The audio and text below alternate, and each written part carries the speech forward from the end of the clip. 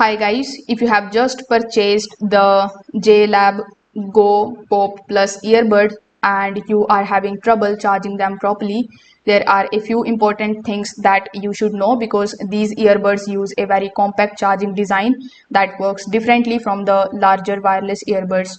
So in this guide, I'm going to show you correctly how you can charge both the earbuds and the charging case, plus how you can support the common charging problems. So first of all, you need to insert both of these earbuds into this particular charging case and make sure that the charging contacts align properly.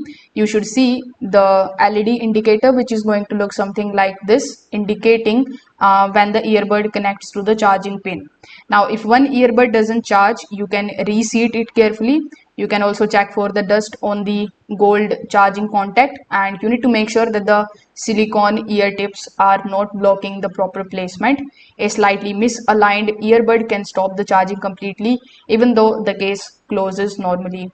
After doing this, you need to use the built-in USB cable properly. So the JLab earbuds Pop Plus case include a built-in integrated USB charging cable which is attached directly to the case. So you need to pull the cable out gently and plug it into the USB wall adapter, or you can also use a laptop or USB charging port.